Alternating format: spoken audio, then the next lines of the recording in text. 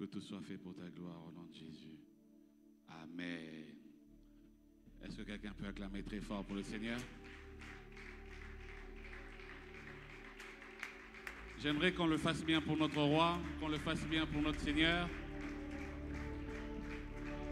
C'est pas interdit de pousser aussi des cris de joie, c'est pas interdit. Dieu est bon, nous pouvons nous rasseoir. Amen. Bonsoir, bonsoir. Nous sommes très contents de nous retrouver encore aujourd'hui dans notre deuxième journée de Charisma Preacher. Pour ceux qui nous ont rejoints seulement aujourd'hui, Charisma Preacher est un moment pendant lequel l'Église Terre Sacrée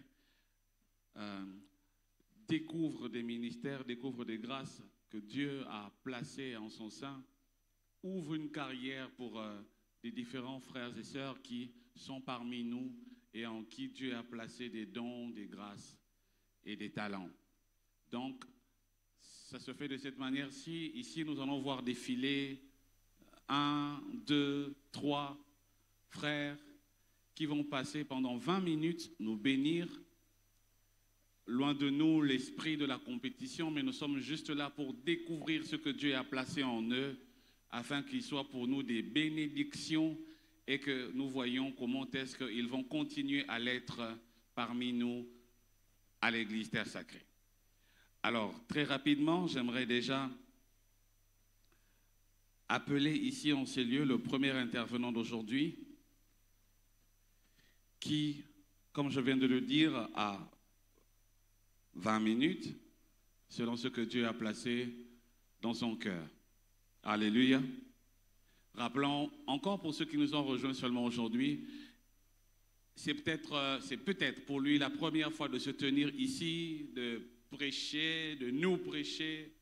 C'est peut-être sa première fois que à Mikuta Awa. Donc je ne veux pas que Bisoto stressé. Est-ce qu'on peut que se rappeler de ma manière parce que hier 10 sur 10 en tout.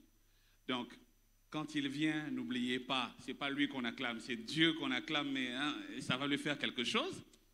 Quand il prêche, soyons avec lui, s'il vous plaît. Et quand il aura aussi fini, nous reviendrons encore pour faire passer l'autre, mais nous continuerons avec ça, juste pour qu'on le mette dans son bain et qu'on ne le bloque pas. Ça, c'est entre nous, l'orateur n'a pas entendu. L'église, on est d'accord? Ok, comme on est d'accord, je vais très rapidement appeler le premier intervenant d'aujourd'hui, Papa Marcel. Voilà, c'est ça. C'est ça. Jusqu'à ce qu'il va arriver ici. Ouais, il faut faire ça.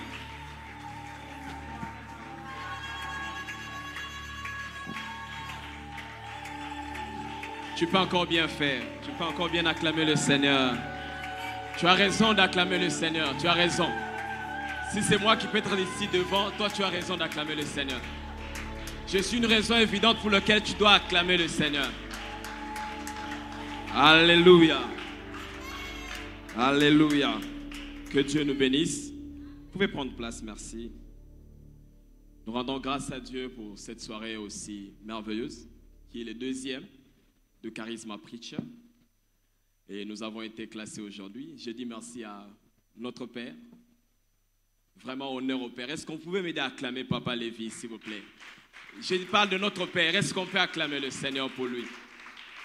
Papa, merci pour votre cœur et cette opportunité que vous nous donnez. Merci, Papa, grâce. Homme de Dieu, vous qui êtes là, pasteur, merci. Et vous qui êtes venus aujourd'hui, je ne saurais mais ne pas vous dire merci et vous bénir parce que le Seigneur a permis que par vous et au devant de vous, nous nous tenons ce soir. Ainsi, nous vous prions d'acclamer d'abord vous-même parce que vous êtes là. Si vous n'étiez pas là, on allait parler sur les chaises. Heureusement que vous êtes venus. Que le Seigneur nous bénisse. Amen. Amen. Sans plus tarder, j'aimerais qu'on lise notre texte de base et on va couler pendant les dizaines de minutes qui nous sont données. Je suis dans Actes chapitre 2, le verset 42 à 43. Actes chapitre 2, 42 à 43. Est-ce qu'on peut s'élever pour honorer la parole de Dieu? Lisons. Ils persévéraient dans l'enseignement des apôtres, dans la communion fraternelle, dans la fraction du pain et dans la prière. La crainte s'emparait de chacun d'eux, de chacun. Il se faisait beaucoup de prodiges et des signes par les apôtres. Amen. Vous pouvez reprendre votre place, merci. Permettez-moi de rendre grâce à Dieu. Seigneur, s'il te plaît, qui suis-je si ce n'est un jeune homme? C'est jeune homme devant toi, Seigneur. Je tremble au-dedans de moi, Seigneur, car je ne sais pas quoi dire à ce peuple. Mais tu le connais bien. Permets que par moi, comme canal, Seigneur, que ce peuple reçoive la part qu'il faut ce soir. Pendant les dizaines de minutes, Seigneur, parle à chacun dans son cœur et qu'il t'entende comme entendent les disciples. Au nom de Jésus. Amen. Amen. Les textes que nous venons de lire, c'est Luc qui écrit. C'est une église naissante. Luc écrit au chapitre 2, après la Pentecôte. C'est de là que je sortirai mon thème. Luc parle de l'attitude d'une congrégation qui s'est créée, d'un groupe de personnes et une façon de faire qu'ils ont commencé à avoir. Et c'est là on l'appelle église après la Pentecôte. Ils ont eu des habitudes à tenir. On dit qu'ils persévéraient. Persévérer, c'est cet effort à avancer, cet effort à fournir pour parvenir à quelque chose. Ils persévéraient dans les enseignements des apôtres, dans la communion fraternelle, dans la fraction du pain et dans les prières. Puis, la crainte s'emparait de chacun. Il se faisait beaucoup de prodiges et des signes par les apôtres. Amen. Ce soir, si je dois avoir un thème, je l'aurais intitulé simplement « Une église charismatique ». La semaine passée, pas même la semaine passée, les dimanches, notre Père, passant ici, nous a parlé d'un merveilleux thème, le mouvement en Christ. Il a parlé de 7 aspects du mouvement que doit tenir tout celui qui a reçu la vie de Jésus avant de devenir celui que Jésus attend. Parce qu'il y a un chemin pour le devenir, il y a un mouvement à tenir. Cet homme, Jésus, étant venu, nous a sauvés. Jean chapitre 3, verset 16, Jésus est venu nous donner sa vie. Et entre la vie et, rappelez-vous de l'exemple des 3 merveilleux hommes de Dieu qui étaient devant, entre la vie et l'être, entre la vie et le devenir, il y avait le mouvement. Papa parlait de 7 mouvements. C'est le dernier qui m'a beaucoup plus intéressé. Moi, je pense qu'il est la matrice des autres. Une église charismatique. C'est mon thème ce soir. Pourquoi parler d'une église charismatique? Parce que les typiques de la première église qui a commencé, c'était une église où des gens accouraient, continuaient jour et nuit à écouter la parole de Dieu. Ils vivaient en communion. Au-delà de ça, ces hommes et ces femmes, quand ils se réunissaient, ils rompaient le pain. Mais ils continuaient aussi dans la prière. Les typiques d'une église en mouvement. Il était spirituel. Il répondait aux besoins financiers. C'était une église missionnaire. Mais aussi charismatique. Pourquoi? Parce que le verset 43 dit, la crainte s'emparait de chacun, car il se faisait beaucoup de prodiges et des signes par les apôtres.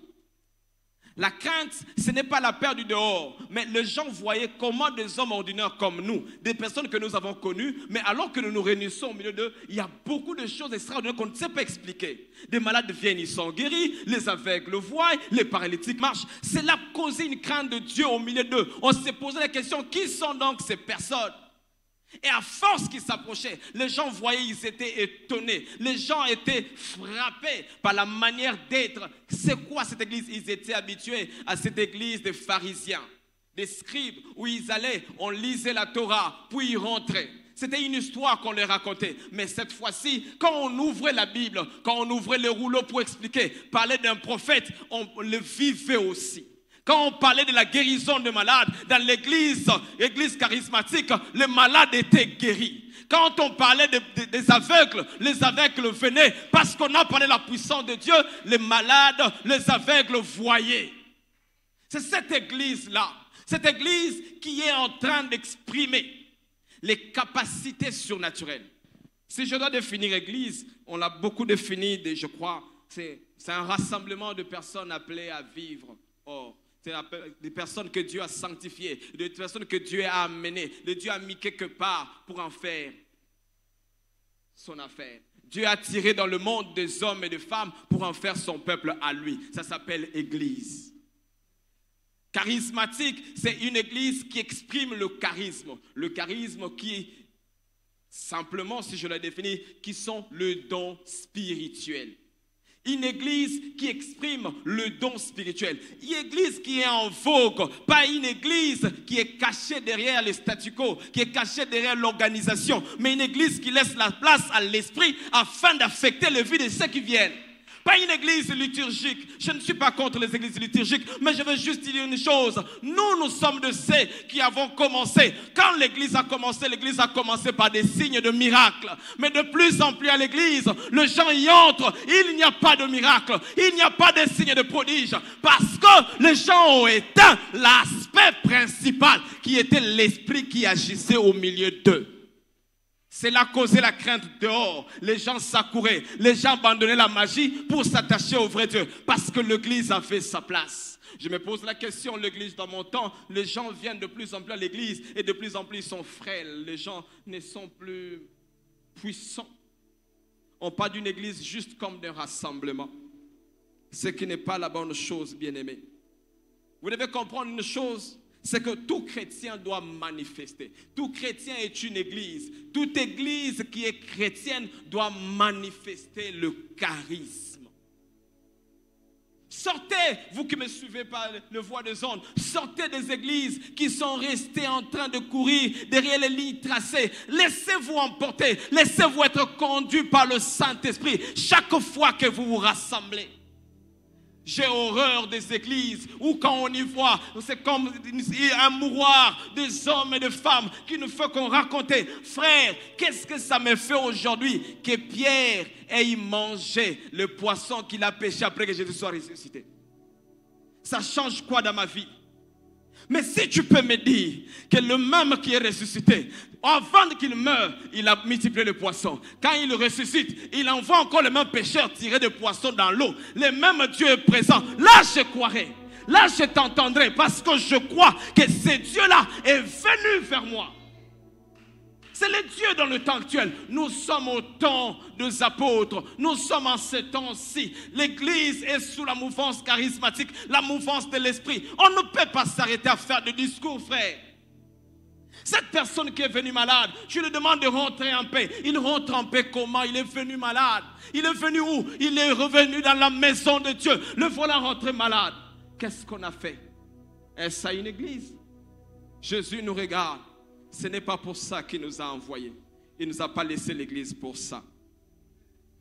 2, 3 vérités sur le charisme. Bien-aimés, la première vérité, je l'énonce en ce sens. Le don ou le charisme ne viennent pas des hommes. Ça vient de l'Esprit de Dieu. Dans 1 Corinthiens chapitre 12, d'abord le premier verset. J'aime comment l'apôtre commence. Il dit, pour ce qui est de charisme, pour ce qui est de dons spirituels, je ne veux pas, frère, que vous soyez ignorants sur cet aspect de choses. Ne l'oubliez pas, ne soyez pas ignorants. Paul commence le chapitre 12 pour énoncer un aspect de choses, parce que les gens manifestaient, l'esprit était dans l'église, mais l'église de plus en plus ne comprenait pas. Il y avait de confusion par rapport à la manière de faire. Paul, comme un maître, il vient arranger les choses. Il dit, je ne veux pas que vous soyez embrouillés par tout ce que vous entendez. Les langues, les prophéties, les guérisons, ne soyez pas embrouillés. Le premier aspect, c'est que vous ne devez pas être embrouillés par ça. Ne soyez pas ignorants. Mais, le verset 7 dit quelque chose de très important. Je peux le paraphraser pour dire, 1 Corinthiens chapitre 12, verset 7, il dit, c'est le même esprit qui donne à chacun cette manifestation. Ça vient de Dieu, ça vient de l'esprit de Dieu. Ça ne vient pas des hommes frères. Ça ne vient pas de Papa Lévi, ça vient du Saint-Esprit. Ça ne vient pas de Papa Grâce, le don spirituel vient du Saint-Esprit. Deuxième vérité pour courir vite. Les dons que nous avons reçus. Parce que j'aimerais souligner cet aspect. Dimanche, Papa l'a dit. nous sommes une église charismatique. Vous le croyez? Moi, je le crois. Nous sommes une église charismatique. Parce que nous sommes une église charismatique, chacun d'entre nous a reçu de Dieu un don. Personne n'est ici vide. Tout le monde a reçu un paquet de Dieu. Tout le monde a reçu le don venant de Dieu. Dieu a déversé dans tout un chacun de nous selon sa capacité. Ce n'est pas que l'autre a plus que toi. L'autre n'a qu'à la mesure de sa taille. Alléluia. Le verset 11 parle de dons qui ont été donnés pour l'utilité commune. La deuxième vérité que je voudrais énoncer, c'est que le don que tu as reçu, mon frère, le don que tu as, ma soeur, c'est pour les besoins de l'église. Par cela, qu'est-ce que je vais dire? Bien-aimé, l'église terre sacrée, soupirant devant le Seigneur pour les saisons, pour le temps qui doit arriver, l'église est arrivée. Et le Seigneur a donné les dons à l'église afin que celle-ci réponde aux besoins de ceux qui y participent. Tu es témoin, je suis témoin. Mon frère, ma soeur, Dieu m'a donné quelque chose que tu n'as pas pour que nous marchions ensemble. C'est la force de notre communion. Je ne peux pas être en train de lutter parce que toi tu prophétises. Je dois faire comme toi. C'est ça la maladie de ma génération. Tout le monde veut être prophète. Tout le monde veut être guérisseur. Ce n'est pas ça. Je reste dans le don de secours. Je vais là-bas à la libéralité. Toi tu restes là-bas à la convivialité, à l'hospitalité. L'autre manifeste le par la langue. L'autre l'interprétation. L'autre la diversité. L'autre la guérison et la prophétie. Mais tous nous dépendons d'un seul Dieu. Tous nous venons du Saint-Esprit qui nous donne, qui nous rend capables, afin que nous soyons utiles les uns les autres. Si tous nous sommes prophètes, qui guérira les malades? Si tous nous sommes prophètes, qui sera en train de consoler? Qui sera en train de secourir les autres? Non, frère, c'est une aberration dans ma génération. On est trop pressé pour vouloir paraître aux autres. Dieu ne fait pas de copies. Dieu ne fait pas de copie. On ne peut pas être deux dans ce... Ici, Dieu a donné spécifiquement. La seule fois où tu es entré ici, Dieu t'a localisé et t'a donné d'une capacité. Tu ne prêcheras pas peut-être comme moi, mais moi je ne prophétiserai pas aussi comme toi. Nous sommes utiles, nous sommes un corps. C'est pour ça que Dieu a donné. L'église charismatique, c'est une église rassemblée de personnes. C'est une église de personnes conscientes du dépôt de Dieu dans chacun d'entre eux. Et marchant ensemble parce que Dieu les a appelés pour ça. Une église charismatique est une église consciente du miraculeux. Frère, comment voulez-vous ne pas croire au Dieu? Comment tu penses que tu peux aller au ciel, mais tu ne crois pas que Dieu, en te disant, touche la main de l'autre pour qu'il soit guéri, Dieu peut le faire? Comment tu analyses ça? Comment c'est très facile pour toi de croire, nous irons au ciel, mais tu ne crois pas la puissance de Dieu pour ôter un démon dans un corps? Amen. Une église charismatique permet à la manifestation des dons de l'esprit au milieu d'elle. C'est ce que l'Acte chapitre 2, verset 43 dit. Il se faisait beaucoup de miracles, beaucoup de prodiges au milieu d'eux. Les gens étaient conscients que peu importe la situation, Dieu va les décanter au milieu de nous. Alléluia. Il n'y avait pas de roue de secours. Si tout chrétien doit être charismatique, toute église doit l'être aussi. L'église terre sacrée doit être charismatique. Frères, nos rassemblements, même le culte matinal doit être charismatique. Nos rendez-vous de répétition doivent être charismatiques. Ce n'est pas l'intercession de prophétiser, c'est à tous celui qui a reçu la part de Dieu, il est à même de l'exprimer où qu'il soit, parce que Dieu l'a équipé ainsi. Dieu n'a pas choisi de gens pour le mettre là-bas. Dieu a envoyé chacun. Où tu es, tu as la part, tu as l'investissement qu'il faut. Dieu a investi en toi pour que tu sois utile là-bas. Ne t'embrouille pas. Tu peux être puissant mais aux médias, derrière la caméra. Tu peux être puissant à la chorale. Tu peux être puissant à la chair. Tu peux être puissant en tant que protocole. Alléluia. Deux choses pour lesquelles, quand je regarde l'église, je me rends compte que l'église n'est plus charismatique. Des choses qui font à ce que de plus en plus, les charismes à l'église ne se manifestent pas. Permettez-moi de vous le donner très vite. La première des choses que j'ai trouvée après analyse, je me suis rendu compte que l'église aujourd'hui, les gens, des hommes qui ont reçu les charismes de Dieu, commencent à manquer de foi en Dieu. Oui, ils ont le don, mais ils ne croient plus en ces dieux-là. Ce qui fait, c'est que vous trouvez un jeune homme, il prophétisait bien, il faisait bien de miracles, mais vous apprenez qu'il est entré dans un loge, là on lui a dit qu'il doit devenir très puissant. Pourquoi n'a qu'il doit avoir qu'ici, pour faire le miracle, n'a que c'est la nzambi? Non-sens. Je préfère c'est lui qui permet. Si jusqu'aujourd'hui il a permis que je sois en train de guérir, c'est moi ce que le mot de tête. Ah ah, je reste là-bas. Il y a des généralistes en médecine, il y a aussi des spécialistes. Tu ne peux pas courir. Le moment c'est que peut-être tu n'as pas encore appris comment on fait la prochaine étape. Tu dois avoir la foi en Dieu. Une église charismatique, c'est une église qui a la foi dans le miraculeux, qui a la foi dans le Dieu tout-puissant qui agit au milieu de lui. C'est ça l'église charismatique. Frères, revenez, reprenez la place de la foi. J'aime quand, Actes chapitre 3, le verset 16, c'est Pierre qui répond. Il dit, c'est par la foi au nom de Jésus que par son nom, cet homme que vous voyez qui était paralytique à la porte, a commencé à marcher. Ce n'est pas nous, c'est le Dieu tout-puissant. Le Jésus que vous avez vu marcher en chair ici, c'est lui qui a rendu la vie à cet homme. C'est lui qui l'a relevé de la porte. C'est le Dieu tout-puissant. C'est par la foi en lui. Frère, le don, c'est lui qui te l'a donné, c'est Jésus. Il sait qu'il doit te rendre capable pour que tu l'exécutes. Crois seulement en lui. Tu n'as pas besoin de folklore pour qu'on croie que Dieu est avec toi. Dieu sera avec toi même sans fanfare. Dieu manifestera sa puissance même quand les hommes ne le verront pas. Ils finiront par croire que le Dieu qui t'a appelé est en train de faire des choses excellentes avec toi. La foi, bien-aimés, chaque fois que nous venons à l'église, nous devons répondre à 3 questions. Qui est Dieu?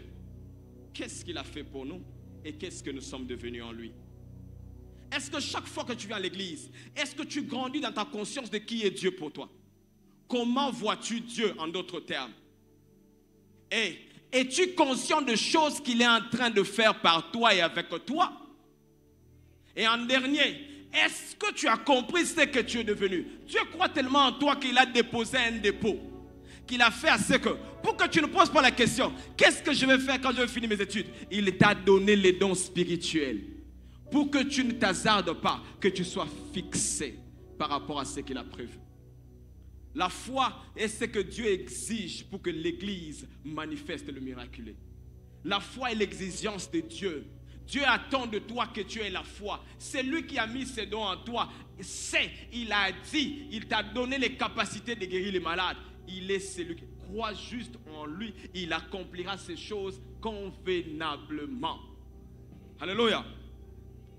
Deuxième élément que je voulais ajouter, c'est l'obéissance. Bien-aimé, Deutéronome chapitre 28, le verset 1er pose une condition. Tu vas entrer à Canaan. Je suis ton Dieu. Mais une chose, obéis à ce que je te dirai. Obéis à ce que je t'ai prescrit. Est-ce que tu obéis à la parole de Dieu? Toi qui as le don, toi, Église Terre Sacrée, est-ce que, Terre Sacrée, nous obéissons à la voix du Seigneur? Le grand danger quand on se retrouve, on trouve des hommes qui viennent à l'église, mais qui sont beaucoup conscients de qui ils sont. Et ils ne veulent pas faire le mouvement quand Dieu leur demande. Êtes-vous conscient de ce que Dieu attend? Alors que tu es assis à côté d'une sœur, tu sens dans ton cœur qu'on te dit, prie pour elle. Dis-la cette parole. Réconforte-la. Voilà ce que tu dis. Ah, elle me prendra pourquoi? Moi, je ne voudrais pas faire ça. Cette personne rentre mourir alors qu'elle a été avec toi dans le culte. Tu as fait rater à Dieu une occasion de sauver une âme. Quelqu'un est parti sans témoignage parce que toi tu as refusé. Tu n'as pas obéi parce que tu t'es soucié de toi. C'est pas ça l'église charismatique. L'église charismatique, c'est une église où des gens ont conscience. C'est une église où de plus en plus des hommes qui entrent sont conscients de ce que Dieu est en train de faire en eux. Si je dois conclure mon message ce soir, c'est pour te dire, frère, demeurons cette église charismatique. Cette église qui a la foi en Dieu et l'obéissance en sa parole. Toute le foi, tout le mouvement que nous ferons, Dieu sera en train d'accomplir sa parole. Crois juste en lui et obéis au mouvement. Là, tu verras la prochaine étape s'ouvrir. Car l'obéissance est une clé. La foi aussi est une clé. Si je suis à la fin, c'est pour te dire ce soir, bien-aimé, je suis porteur d'un message. Tu es charismatique. Alors obéis en entendant la voix de Dieu. Et aie foi. Dieu accomplira parfaitement sa parole. Que Dieu bénisse sa parole.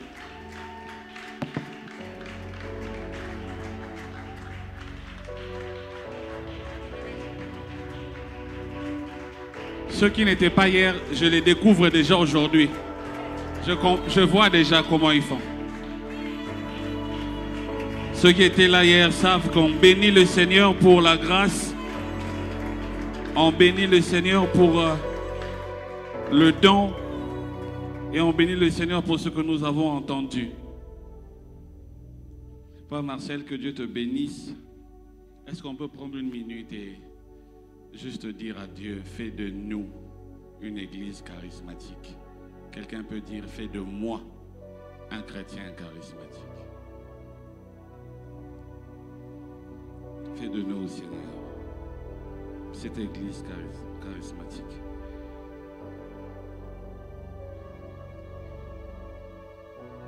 Fais de moi, Seigneur, ce chrétien charismatique qui a la foi, qui croit et qui obéit. Dans le nom de Jésus, nous avons ainsi prié. Amen. Amen. Très rapidement, j'aimerais inviter ici la deuxième intervenante. Nous l'avons senti, ce sera une dame, ce sera une sœur, la sœur Cédvie. Encourageons-la. Papa Grâce. Hier une dame, aujourd'hui une dame encore.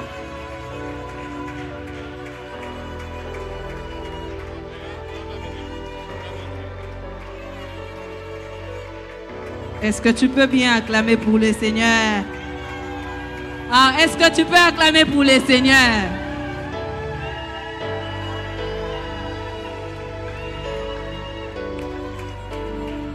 Éternel Dieu des armées, Dieu de grâce, je te dis merci pour ce moment.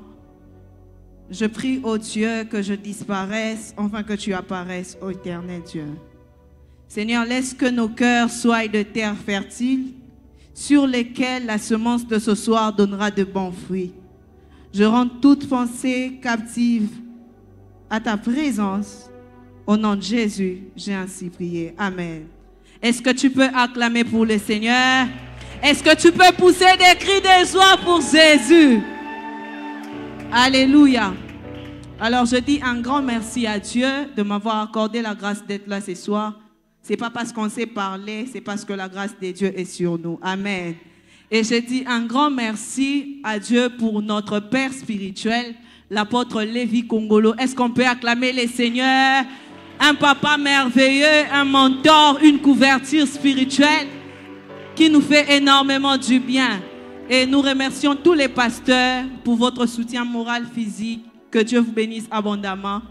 Et tu acclames les Seigneurs pour toi-même qui est là ce soir. Est-ce que tu peux acclamer les Seigneurs? Rapidement, mon thème de ce soir est « Commander de le matin ». Nous sommes dans les livres de Job, les chapitres 38, les versets 12. Je lis au nom de Jésus. « As-tu un seul jour de ta vie commandé au matin ?» Pose la question à ton frère et à ta soeur. As-tu un seul jour commandé au matin? Nous devons savoir, étant chrétiens, que chaque matin pour nous est une nouvelle opportunité. Alléluia. Que chaque matin pour nous est une occasion de manifester la grâce de Dieu. Alléluia. Chaque matin pour nous est une occasion de vivre ce que Dieu a prévu pour nous. Alléluia. Mais qu'est-ce qui se passe aujourd'hui? Nous, beaucoup de chrétiens, nous n'arrivons pas à vivre ces choses tout simplement parce que nous sommes ignorants de ce que le Seigneur a déposé en nous. Nous devons savoir ici que ce n'est pas un homme qui pose la question à un homme. C'est Dieu qui pose la question à Job. As-tu déjà commandé le matin? Mais attendez, Dieu, pourquoi me poser la question? Est-elle importante cette question? Dieu me dit, mais oui, c'est divin. Parce que vous devez vous rendre compte qu'en vous, il y a une autorité que je vous ai dotée, que vous devez manifester tout au long de votre vie sur la terre. Alléluia.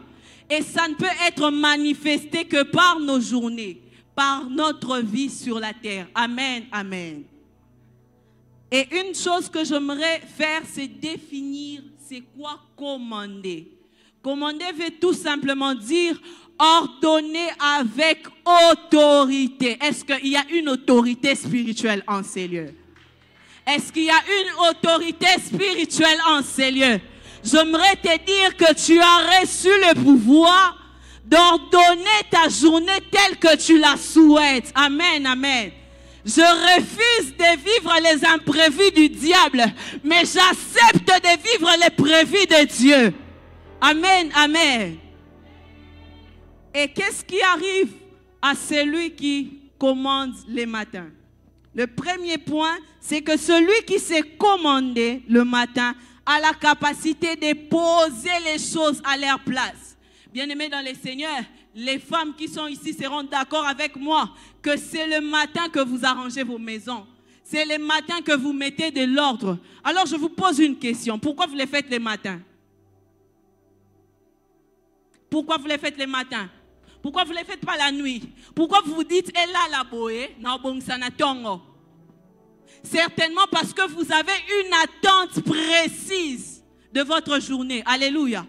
Et ce soir, j'aimerais encourager quelqu'un. J'aimerais inciter quelqu'un pour te dire que chaque matin pour toi est une opportunité de donner des ordres à ta vie, de donner des ordres à ton travail. Dis à ce travail, aujourd'hui c'est jeudi, mais je décrète et déclare que tu as une journée de bénédiction, que tu as une journée de succès, que tu as une journée des opportunités. Dieu nous a donné les pouvoirs. Alléluia. La deuxième des choses rapidement, c'est que celui qui s'est commandé le matin a les pouvoirs de la reprogrammation de ce qui a été mal programmé hier. Tu vas me dire, c'est divin, la nuit les démons ont travaillé. Ok, je suis d'accord avec toi. Mais quand tu te réveilles le matin et Palia Karakasupa, tu es en train de reprogrammer ce qui a été mal programmé hier. Tu remets les choses à leur place. Alléluia. La troisième des choses, c'est que celui qui s'est commandé a les pouvoirs sur la... Ça j'aime, je vais lire ça. Sur la c'est quoi encore? Sur la domination et les repositionnements. Pasteur, vous serez d'accord avec moi que les choses que le monde aujourd'hui vive, c'est parce qu'ils se disent que les diables travaillent le matin. Ok? Le diable travaille le matin, c'est-à-dire que le diable a rendu un désordre dans ta vie le soir. Le diable travaille la nuit, il a rendu un désordre dans ta vie. Mais qu'est-ce que tu fais le matin quand tu te réveilles? Lorsque tu déclares, tu remets les choses à leur place. Tu fais ce qu'on appelle repositionnement. Tu es en train de nommer. Lorsque tu repositionnes, tu es en train de faire des déplacements. Tu dis non, ça ne doit pas être ici. Ça doit être ici. Tu es en train de repositionner les choses, mais en même temps, tu es en train de nommer. Je décrète et déclare ce soir que toi, tu ne vivras pas ce que le diable a dit la nuit. Mais le matin, quand tu te réveilleras, tu diras non, c'est pas la bonne place, c'est pas ici. C'est ici que cette guérison doit se poser. C'est ici que cet enfantement doit se faire. Alléluia. Celui qui sait commander les matins, c'est celui qui sait ajuster les choses. C'est celui qui sait organiser les choses et simplifier les choses. Je vais m'expliquer. Les ajusteurs sont là, j'espère. Vous savez, lorsque vous ajustez, c'est-à-dire j'ai mis un clou, mais écoutez bien. Donc, je dois faire en sorte que ça entre très bien. Donc, je dois ajuster. Fonatia, moi, motoana pour que ça aille bien. C'est en fait ça. Tu peux rater le soir, mais tu récupères le matin. Na sambela kinangai. Mais na sentir le roi prier wana. Non, mais le matin, je décrète et déclare que les choses doivent être comme ça. Dieu veut que les choses dans ma vie soient comme ça. C'est ça qu'on appelle commander dès le matin avec autorité. Il n'y a pas de commande sans pouvoir. Aujourd'hui, si les présidents de la République entrent ici, nous tous, nous serons debout. Pourquoi? Parce qu'on va se dire que c'est le président. Même celui qui est fatigué à travailler 2 jours va s'élever. Pourquoi? Parce que tu as reconnu un pouvoir en lui.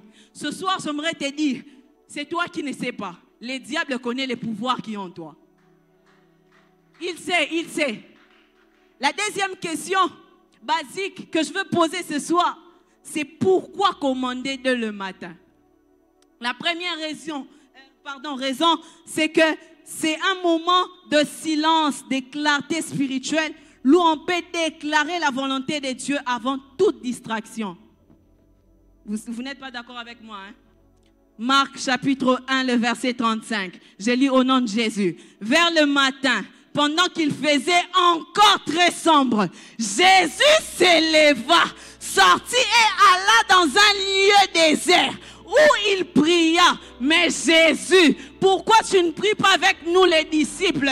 Pourquoi tu vas aller dans un lieu désert pour prier? Jésus m'appelle et me dit, c'est divin, ma force repose dans les secrets. Lorsque je sais chercher les pères dans les secrets, je peux sortir devant les hommes. J'aimerais dire à quelqu'un, une femme, tu es en train de s'aimer la nuit, mais tu récolteras le matin.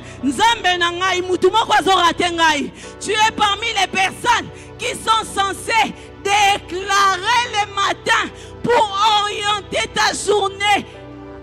Oh mon Dieu, avoir une direction spirituelle.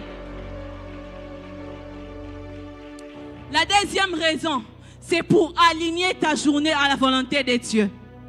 Je sais une chose, je connais les projets que j'ai formés pour toi, c'est divin.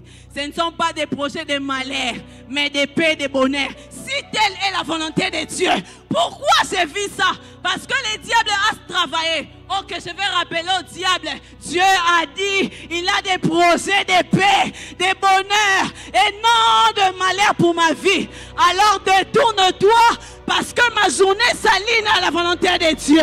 Parce que ma journée s'aligne à la volonté de Dieu. Nzambe nangai, je cherche des personnes qui sont capables d'aligner les journées à la volonté de Dieu. La troisième raison, rapidement, c'est pour libérer des paroles de vie et de réussite. La quatrième raison, c'est pour prendre l'autorité, le contrôle contre les plans de l'ennemi. Maintenant, c'est ici que je veux me baser. Comment commander au matin? Je vous ai dit qu'il faut commander, mais comment le faire? Si je descends d'ici sans vous dire comment, c'est que je n'ai pas prêché. Parce que c'est ça la base. Parce que c'est ça la base. Alors la première des choses, pour commander le matin, il faut les faire par des déclarations bibliques. Dis-moi ce que le diable a dit. Dis-moi ce que le diable t'a dit et moi je te dirai ce qui est écrit dans la Bible. Ils ont dit que tu ne vas pas enfanter. Ok, il n'y aura point de femmes stériles dans ma maison. Ils ont dit quoi? Que va empoisonner. La Bible dit, même s'ils boivent quelques breuvages mortels, maman est comme ça de l'autre côté. Dis-moi encore ce qu'ils t'ont dit. Ils ont dit que tu vas mourir. Je ne mourrai pas. Je vivrai. Je rencontre. Ils ont dit quoi? Dis-moi encore ce qu'ils t'ont dit. Comme ça, je te prêche. Dis-moi. Qu'est-ce qu'ils ont dit? Que tu n'avanceras pas. Je souhaite que tu prospères comme prospère l'état de ton âme. Dis-moi ce qu'ils t'ont dit. Comme ça, moi, je vais te dire ce qu'il est écrit. Fatigué, fatigué, fatigué de vivre ce que le diable veut. Mais il est temps de vivre la volonté de Dieu. Il t'en dit quoi? Dis-moi ce qu'il t'en dit. Il t'en dit que toi, tu vas entrer au coma, mais il est écrit. C'est par ces meurtrissures que nous avons été guéris. Je ne suis pas malade. Je suis censé être en bonne santé. Parce que quelqu'un est mort à la croix. Eh, Balobinini, yo bongate. Ok, il est écrit. Il s'est fait pauvre. Enfin que je sois riche. Tu me combats avec les paroles de ces livres-là. Moi, je te combats avec la parole de Dieu. Fatigué de vivre la volonté des hommes, je suis prête à vivre la volonté de Dieu. La deuxième des choses, c'est par la prière de foi. Écoutez ce que David est en train de dire rapidement. Dans Psaume 5.3, il dit, c'est le matin que tu entends ma voix. Mais David, attendez, allons dans la logique des choses. David, toi tu es en train de faire une prière. Comment tu sais que Dieu t'attend? C'est parce que tu as cru. Alors moi le matin, j'ai fait des prières de foi. J'ai dit, Seigneur, ce travail-là est à moi. Seigneur, ce diplôme-là est à moi. Seigneur, cette richesse m'appartient. Troisièmement, par la méditation, ça j'aime. La Bible dit dans Josué 1:8 que ces livres de la loi ne s'éloignent point de ta bouche. Regardez, hein, dans mon message, la base, c'est vraiment la parole de Dieu. Parce qu'on rentre encore dans Josué 1:8. C'est-à-dire, tu dois maîtriser ce qui est dit ici. Si tu ne le maîtrises pas, le diable se jouera de toi. Qu'est-ce qu'il t'en dit? Moi, je vais te dire ce qui est écrit. Dis-moi ce qu'il t'en dit. Moi, je te présente ce qui est écrit. Et rapidement, qu'est-ce qui arrive? Quels sont les résultats lorsque tu commandes les matins? Si je ne dis pas ça, ça ne serait pas prêché. Alors la première des choses qui arrive, vous vivez moins dans la confusion. Vous êtes dans la clarté. Celui qui écoute Dieu n'est point dans la confusion. Abraham m'appelle. Abraham dit, c'est divin, tu as raison. Dieu m'a dit, tu dois te séparer de l'autre. L'autre dit, je prends tel chemin, toi tu prends tel chemin. Mais Abraham est calme, pasteur. Abraham, qu'est-ce qui arrive? Normalement, il faut te précipiter de prendre droite. Peut-être c'est là-bas qu'il y a ce que Dieu a prévu pour toi. Mais pourquoi tu es calme? Abraham dit, c'est divin. Ce qui compte, ce n'est pas la route ou les chemins que j'emprunte. Ce qui compte, c'est qui m'accompagne. Donc vous êtes dans la clarté. Abraham sait que c'est Dieu qui a dit. C'est Dieu qui marche avec moi. Et pourquoi entrer dans la confusion si c'est Dieu? La deuxième raison, ou la deuxième chose qui arrive, je dirais, c'est votre esprit est en paix. Ce qui n'a yebi que zanzambe, n'a pas s'inquiéter pour Anine. Même si ça tarde, je suis en paix. Si je sais que c'est vraiment Dieu, même si les gens me disent qu'aucun je sais que c'est Dieu, j'y vais. Parce que Dieu m'a dit. Ma force ne repose pas sur ce que j'entends. Ma force repose sur ce que je sais. Voilà pourquoi même Job est en train de dire, je sais que mon Rédempteur, mais Job, attends. Ta femme te dit insulte Dieu. Pourquoi tu dis je sais? Job me dit la force n'est pas dans ce que j'entends. Ma force est dans ce que je sais. Ma connaissance, c'est ça le plus important. Alléluia. Et troisième conséquence, si je dois le dire comme ça, vous êtes plus sensible à la voix de Dieu. Vous savez, c'est le matin qu'il n'y a pas de « Papa, donne-moi à manger hein. ». Vous êtes encore dans votre chambre. Vous vous réveillez. C'est là que Dieu peut vous parler calmement. Surtout si vous êtes dans un début. C'est comme ça que Dieu se charge de parler aux gens les matins. Mais na santé qui t'a la mouka qui n'a pas le robo. Pourquoi j'ai pas fait ça? J'ai douté. En fait, c'était Dieu qui vous parlait, mais d'une manière que vous n'avez pas comprise. Alléluia. Quatrième conséquence, vous voyez Dieu agir dans le moindre détail. J'annonce à quelqu'un, demain matin, tu verras Dieu agir dans le moindre détail. Nzambe nangai, Nzambe nangai. Demain matin, tu verras Dieu agir dans le moindre détail. Alléluia. Alors ne permets plus à ta journée d'être la même. Si aujourd'hui tu as entendu la voix de Dieu, si par mois tu as entendu que c'est Dieu qui te parle, change la manière de voir tes journées. Change la manière d'orienter à tes journées. Alléluia. Alléluia.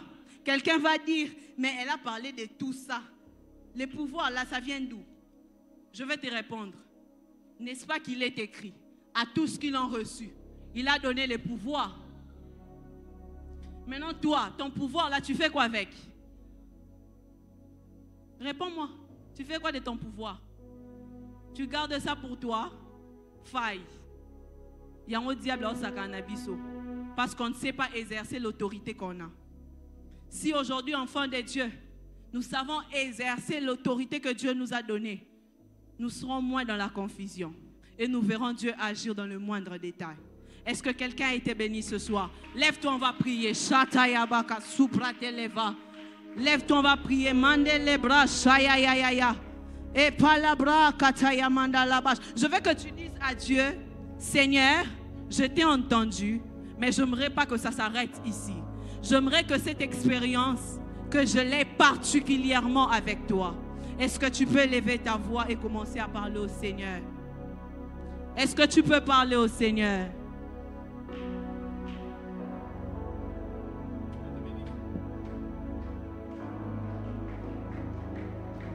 Oh Seigneur, nous te rendons grâce.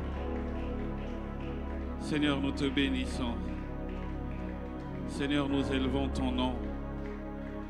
Seigneur, merci. Seigneur, nous te disons merci parce que tu nous aimes et tu nous parles. Merci Seigneur parce que ta parole tombe au bon moment et tombe sur une bonne terre, sur la bonne terre que nous sommes. Nous te bénissons Seigneur.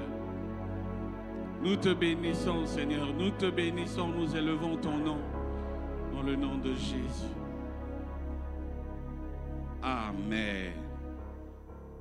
Est-ce qu'on peut bénir le Seigneur par nos acclamations? Ces acclamations veulent dire, Seigneur, merci pour la première grâce. Merci pour le deuxième don.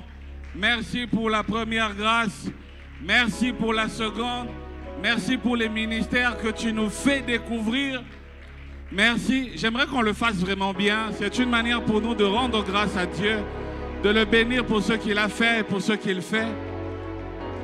Et une manière pour nous de dire, mes frères, Dieu est passé par vous pour nous faire du bien. Dieu passe par vous pour nous bénir. Alléluia. Nous pouvons nous rasseoir. J'avais très envie de dire Nzambe Nanga. J'ai eu très envie de le dire avant d'annoncer le troisième et le dernier qui va être le canal par lequel Dieu va nous parler et va nous permettre de découvrir ce que Dieu a placé en lui. Hier, je l'avais dit, aujourd'hui encore, je le répète. Je ne sais pas si vous constatez la rapidité avec laquelle Dieu nous fait découvrir les grâces. En 43 minutes, aujourd'hui, on a deux calibres, appelons ça comme ça. Hier et aujourd'hui, personnellement, je sais que c'est notre cas, on a découvert 4. J'ai envie que Charisme Future fasse une semaine, Pasteur Grâce. Comme ça, on aura 3 personnes par jour, x 7, ça fera combien? 21 personnes. Est-ce qu'on peut m'aider à accueillir le frère Éclair? C'est le dernier de ce soir. Ah, il va d'abord là-bas. On va continuer à acclamer le Seigneur. Ne nous fatiguons pas, s'il vous plaît. C'est notre manière de dire, on est avec toi, frère.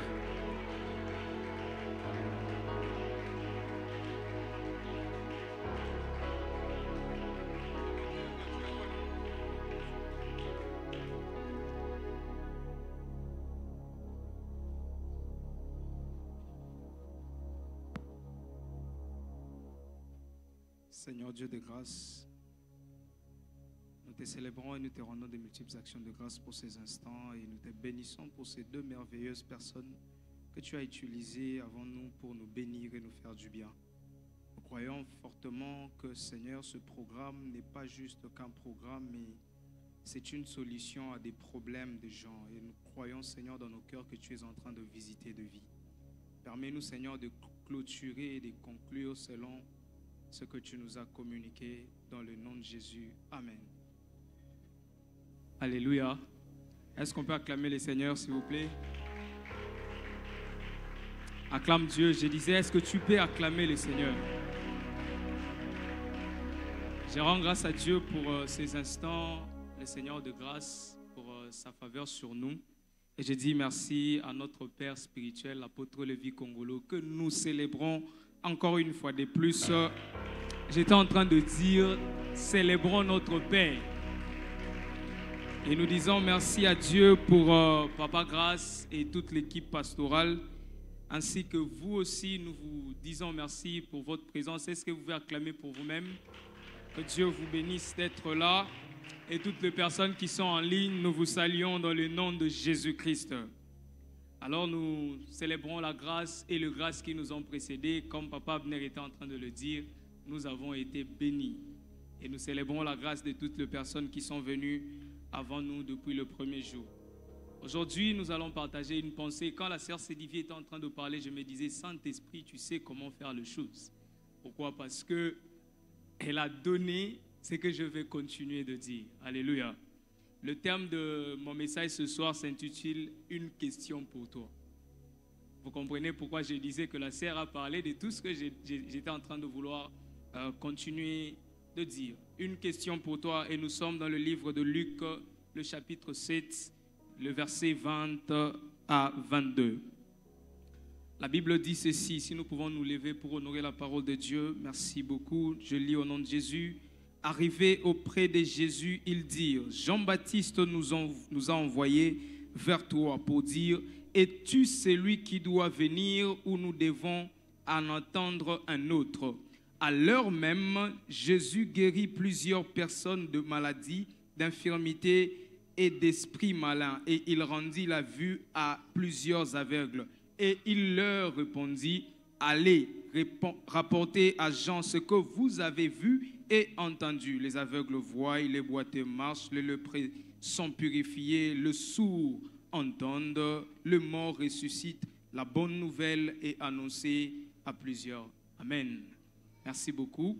J'ai lu la version Parole vivante d'Alfred Cohen. La Bible dit, ces hommes se présentèrent à Jésus et lui dirent, Jean-Baptiste nous envoie vers toi pour te demander, es-tu celui dont la venue a été annoncée d'avance ou devons-nous en attendre un autre? Or, au moment où ils arrivaient, Jésus était en train de guérir plusieurs aveugles, maladies et tout ce qui va avec. Je saute pour aller rapidement. Et au verset 22, il répondit aux envoyés, allez-y dire à Jean-Baptiste. Alors, cette soirée, j'ai intitulé ma thématique « Une question pour toi » parce que lorsque on nous a annoncé par la grâce de Dieu qu'on était retenus pour partager la parole de Dieu pendant ce programme, j'ai demandé au Seigneur qu'est-ce que j'allais dire. Et il m'a posé une question. Et c'est cette question que je voudrais vous retourner aussi. Il m'a posé une question, pourquoi? Parce que depuis la nuit des temps, lorsque Dieu veut faire un mouvement avec les autres humains, Dieu passe toujours par le questionnement. Dieu passe par la science de la questionologie afin de pouvoir faire comprendre à l'homme ce qu'il est en train de prévoir faire. Donne-moi un amen. Alléluia. Est-ce qu'on est là? Lorsque Dieu se prépare à faire quelque chose, il se prépare à faire passer les êtres humains à une autre dimension, il fait appel au questionnement. Nous allons le voir dans le livre d'Ézéchiel, le chapitre 37, que papa a fait mention le dimanche. Ézéchiel, le verset 37, le verset 3. La Bible dit ceci. Il me dit, fils de l'homme, ces ossements pourront-ils revivre? C'est que la sœur Sédivie a lu dans Job, je crois 38. As-tu commandé ta journée? Pourquoi est-ce que Dieu pose cette question? Pourquoi est-ce que Dieu veut que tu répondes à cette question? C'est parce qu'il veut que tu puisses passer à une autre dimension. C'est parce que Dieu veut à ce que tu puisses prendre un autre envol avec toi. Mais parce que tu es distrait, le Seigneur fait appel au questionnement afin de te faire comprendre ce qu'il est sur le point de faire. Est-ce qu'on est ensemble? Et au verset 7, la Bible dit, « Je prophétisais selon l'ordre que j'avais reçu. Comme je prophétisais, il y eut un bruit. Et voici, il se fit un mouvement. » Conclusion, le mouvement de Dieu arrive après qu'on ait répondu à la question. La question engendre la discussion avec le Seigneur. Et c'est cette discussion qui a pour conclusion le mouvement en Christ. Alléluia. Mes deux prédécesseurs l'ont bien confirmé. Ils n'ont fait que poser deux questions. Sommes-nous une église charismatique réellement? Pourquoi? Parce que quelqu'un vient avec la maladie, il rentre tel qu'il était venu. Est-ce que nous avons reçu le Saint-Esprit? Lorsque Dieu commence à nous poser des questions, il a besoin de pouvoir nous faire passer à une autre dimension. Donne-moi un amen. Alors nous allons faire cette déclaration très rapidement. Dites avec moi, je déclare au nom de Jésus que je suis le mouvement de Dieu par ces questions. Je suis le mouvement de Dieu par ces questions. Et rien ne m'empêche de vivre ce mouvement au nom de Jésus. Nous acclamons le Seigneur. Alors je le reprends. Le rôle de question dans la vie d'une personne lorsqu'il marche avec le Seigneur, ou soit dans une communauté ecclésiastique, une église charismatique, dans la matinée lorsque tu veux commander, les questions viennent avec deux importances ou deux rôles principaux. Le premier, c'est que les questions ont pour importance ou rôle de pouvoir nous aider à obtenir une réponse. Lorsque Dieu te pose des questions, il n'est pas fou.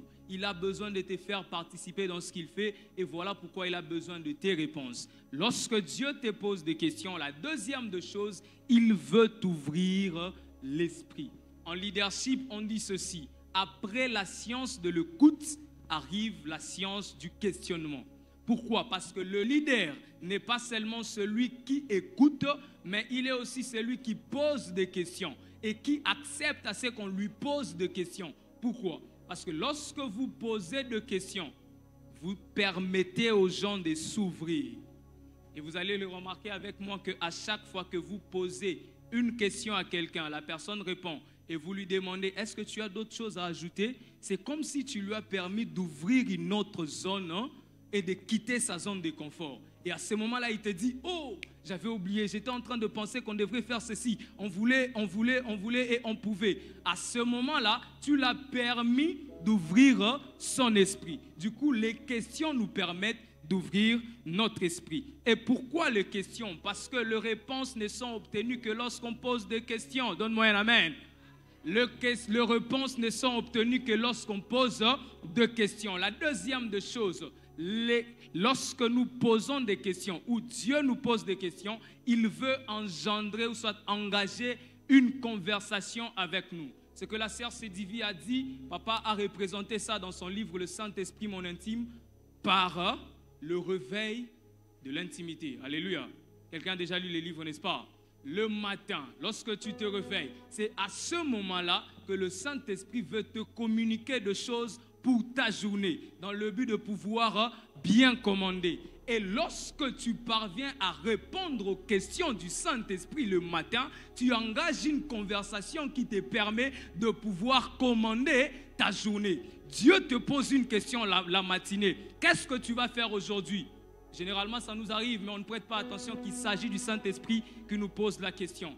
Très souvent, le matin, tu te réveilles et tu entends, on te pose la question, qu'est-ce que tu vas faire aujourd'hui? Et là, tu réponds aussi, ah, je ne sais pas, je vais rester à la maison. Tu as répondu à qui? Alléluia. Tu as répondu à qui? Et lorsque tu comprends qu'il s'agit du Saint-Esprit qui t'a posé cette question, à ce moment-là, tu engages la conversation avec lui. Et à la fin de la conversation, ce qui arrive, c'est quoi? Le mouvement. Et tu parviens à commander. Alléluia. Et la dernière des choses, les questions cultivent l'humilité. Lorsque tu es capable de poser des questions, tu te rends compte que tu n'es pas tu n'es pas, ce qu'un coach me dira, tu n'es pas un gnosologue. Les gnosologues, ce sont ceux qui pensent qu'ils se suffisent à eux-mêmes. Seuls ceux qui pensent qu'ils ne savent pas ce qu'ils croient savoir sont capables de s'humilier pour poser 2 questions. Et à ce moment-là, ils obtiennent des réponses qui leur permettent de passer à une autre dimension. Est-ce qu'on est ensemble? Alors, dans l'histoire que nous avons lue, Jean-Baptiste est en prison. Je ne saurais trop résumer sur ça parce que je n'ai pas de temps. Jean-Baptiste est en prison et Jésus est en train de faire les miracles. Je nous rappelle que Jean-Baptiste est celui qui a baptisé Jésus. C'est lui qui a vu le ciel s'ouvrir. Mais Jean est en prison à cause de la souffrance. Il envoie ses disciples poser la question à Jésus pour lui dire: es-tu celui qui doit venir ou devons-nous en attendre quelqu'un d'autre? C'est en fait cette question que le Saint-Esprit a gardé mon esprit et ma conscience sur ça pendant de longues heures pour me demander: es-tu la personne ou est-ce qu'on doit attendre quelqu'un d'autre? Je viens avec cette question aujourd'hui en train de crier sur l'estrade de la Cité d'Alliance pour te demander: es-tu la personne ou soit on doit en attendre quelqu'un d'autre? Ta famille est en train de se demander: tu es enfant de Dieu, mais le cycle de la mort continue dans ta famille. Et tu sais aussi que chaque 6e mois dans la famille, tu es charismatique. Mais tu sais que chaque 6e mois dans la famille, les gens meurent dans la famille. Tu es chrétien, bien sûr. Et on se pose des questions. Es-tu chrétien ou on devrait attendre quelqu'un d'autre? Nous sommes pendant la saison de la mission. Alléluia. Donne-moi un amen que je te parle. Donne-moi un amen que je te parle. Nous sommes pendant la saison de la mission. Papa Lévi nous a clairement dit et nous les a expliqué dans le groupe que l'Église est dans la saison de la mission. Mais Dieu m'a fait sentir le cœur de notre Père. Il est en train de se poser une question. Est-ce que je dois envoyer un tel ou soit c'est quelqu'un d'autre? Pourquoi? Parce que ce que tu fais et ce à quoi on s'attendait de toi ne se ressemble pas. Est-ce que ce toi, il y a la mission pour Belgique, il y a la mission pour telle ville, il y a la mission pour tel endroit, mais on se pose de multiples questions. Est-ce que ce toi ou soit on doit s'attendre à quelqu'un d'autre? Parce que quand on regarde ta vie, rien ne ressemble à ce que tu devrais représenter aujourd'hui. Alors on se pose des questions. Est-ce que ce toi ou soit on doit attendre quelqu'un d'autre? Le diable ne te laissera pas faire facilement comme ça. Pourquoi? Parce que Matthieu 11, le verset 12, la Bible dit: depuis la nuit, le temps de Jean-Baptiste jusqu'à ce jour, le royaume des cieux est comment? Forcé. Et ce ne sont que les violents qui s'en emparent. Frère, Dieu t'a parlé. Il y a des gens qui ont même eu des dates. Dieu lui avait dit: au mois d'août en 2025, tu verras telle chose, telle chose, telle chose. Mais jusqu'à aujourd'hui, tu ne vois rien. Et nous, on se pose des questions. Le prophète avait dit: est-ce que c'était vrai ou c'était pas vrai? Pourquoi? Parce que toi, tu t'es décidé de croiser les bras et ne pas prier. Tu t'es décidé de croiser les bras et ne pas apprendre. Dieu voulait te brancher pour que tu aies un travail. Mais le travail demandait que tu connaisses l'anglais. Comme tu as croisé les bras, Dieu se pose la question: c'est lui ou ce n'est pas lui? Alléluia.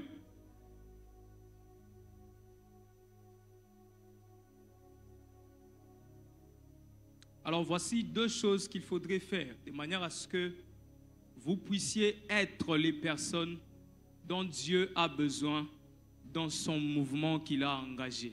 Alléluia. La première des choses à faire, mes frères, je suis en train de vous supplier par les compassions de notre Seigneur Jésus-Christ que vous puissiez dire oui à votre appel. Dis oui à ton appel et accepte de payer le prix. Dis oui à ton appel et accepte de payer le prix de ta vocation. Dis oui à ton appel et accepte de payer le prix de ta vocation. Les choses ne viennent pas simplement comme ça. Les choses viennent lorsque tu te décides de payer le prix. Frère, tu sais combien de gens ont la même vision que toi? Tu sais combien de gens sont en train de penser à créer un orphelinat comme toi tu le penses? Si tu n'acceptes pas de payer le prix, ça ne t'arrivera jamais. Dis oui à ton appel et accepte de payer le prix. Ésaïe, la Bible dit, Ésaïe 6:8, j'entendis la voix du Seigneur en train de crier: qui enverrai-je, qui marchera pour nous? Et à ce moment-là, Ésaïe dit: me voici, envoie-moi. Frère, si tu ne dis pas oui à ton appel, tu vas mourir comme ça. Et tu vas partir avec toutes les promesses de Dieu. Et j'aime le dire, celui qui a compris sa vocation ne fait pas la course avec l'estrade. Celui qui a compris sa vocation, j'aimerais le répéter, celui qui a compris sa vocation ne fait pas la course avec l'estrade. Ton appel peut juste être d'être pasteur des orphelins. Depuis ma maison, j'étais en train de le sentir dans mon cœur, les enfants en train de crier, papa, maman, et c'était des orphelins, ils étaient en train de crier. Il y a quelqu'un ici, depuis un moment, Dieu t'avait mis à cœur d'être encadreur de ces orphelins-là. Mais toi, tu attends à avoir beaucoup d'argent pour commencer cela. Ça n'arrivera pas. Commence là où tu es parce que ces enfants-là attendent à ce que tu dises oui à ton appel.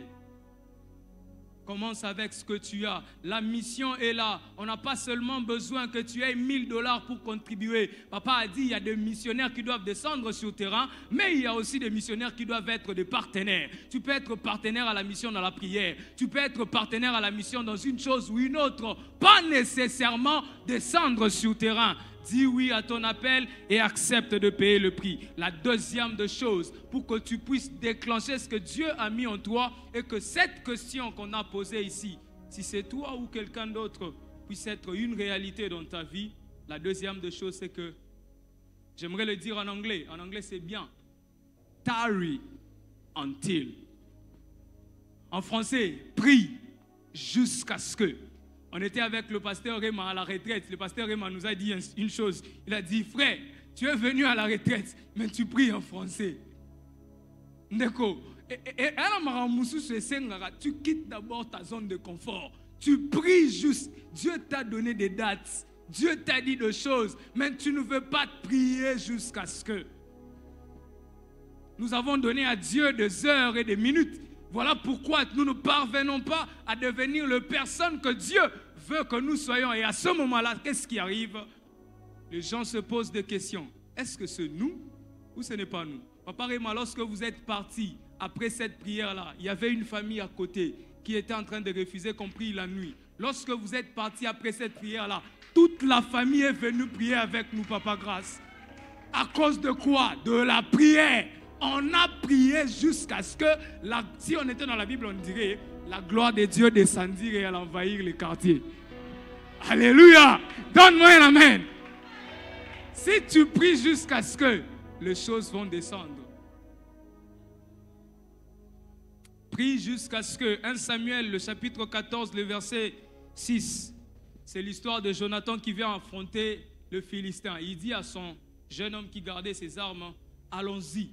Peut-être que le Seigneur va nous donner les Philistins en possession. Parce que qu'est-ce qui empêche au Seigneur d'agir avec peu de gens ou soit avec nombreux? Tu sais c'est quoi le problème? C'est que moi j'aimerais que tu comprennes que peut-être que c'est le moment que Dieu veut te visiter réellement. Peut-être que c'est le temps. Tu vois toutes les promesses que le Seigneur t'avait données. Peut-être que le mois d'août ici, avant la fin, c'est ton temps. Peut-être que cette année, pas l'année prochaine, Dieu t'avait dit tu quitteras le pays. C'est pas pour l'année, c'est cette année que ça doit se faire. Mais la seule chose que Dieu te demande, tarry. Prie jusqu'à ce que les choses bougent. Ce n'est pas des heures, ce n'est pas des jours.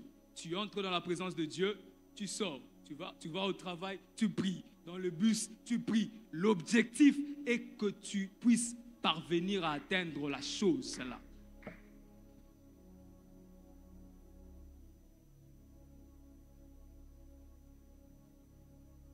Alors, j'aimerais conclure.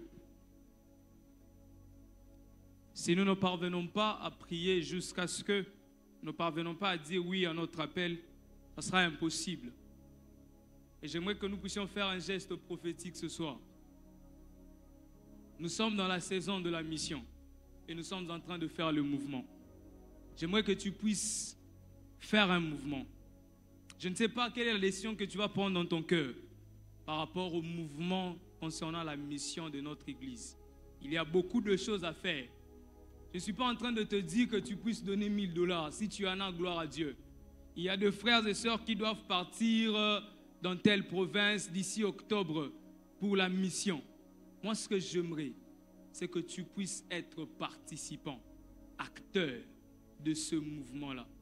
Ainsi, papa arrêtera de se poser des questions. Est-ce que c'est eux ou soit on doit attendre d'autres personnes? Et pour ça, j'aimerais, s'il vous plaît, si vous êtes ici et que vous sentez dans votre cœur que vous devez faire quelque chose, je ne sais pas si c'est quoi, sous la permission de notre pasteur, peu importe ce que vous ressentez. Peut-être pour toi, ça sera, nous sommes au mois d'août, ils vont partir en octobre. Je vais commencer à prier pour eux chaque 1 heure. Juste accorder 1 heure jusqu'à ce que la mission va se réaliser. Comme ça que tu sois participant de la mission et non juste un simple spectateur. La décision que le Saint-Esprit te met à cœur, prends-la. Et si tu as pris cette décision, j'aimerais que tu t'élèves et que nous puissions prier. Peu importe la décision. Mais si tu as pris une décision, lève-toi s'il te plaît, nous allons prier. Dieu n'a pas besoin de beaucoup de gens. Le jeune Jonathan a dit à son serviteur, peut-être que le Seigneur va nous donner ces Philistins. Peut-être qu'on ne sait pas. Pourquoi? Parce que Dieu peut agir avec peu de gens, tout comme avec beaucoup. Dieu peut agir avec les gens de charisme, tout comme les gens qui prêchent le dimanche. Dieu peut agir avec tout le monde. Si tu attends seulement à ce que l'onction du dimanche te bénisse, nous sommes sous la couverture de nos pères. Tu vas rater des choses que Dieu avait prévues pour toi. Seigneur notre Dieu, nous te célébrons.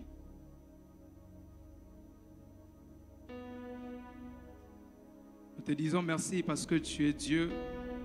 Gloire à toi parce que nous faisons tel que tu nous avais demandé de le faire. Voici, ô Dieu, ce merveilleux frères et sœurs qui ont pris la décision de pouvoir être participants à la mission parce que tu t'es demandé est-ce que c'est eux ou soit tu dois attendre d'autres personnes. Ils ont accepté et ils ont accepté de te dire que c'est eux. Ils ont accepté de te dire que c'est eux. Et à l'heure même que Jésus était en train de guérir, ils ont accepté, ils n'ont pas attendu que ce soit le dimanche ou demain. Ma prière, Seigneur, est que tu puisses déverser ta puissance sur eux de manière à ce qu'ils ne puissent pas passer à côté de ce que tu as prévu pour leur vie. Déverse ton onction car c'est seul le feu du Saint-Esprit qui peut nous aider à répondre à notre appel et accepter de payer le prix. Déverse ton onction sur eux dans le nom de Jésus. Déverse ton onction sur eux dans le nom de Jésus et accorde ta grâce à ce que, Seigneur, qu'ils puissent vivre, Seigneur, les bénéfices de ceux et celles qui acceptent leur appel. Au nom de Jésus, nous avons ainsi prié. Amen. Dieu vous bénisse abondamment.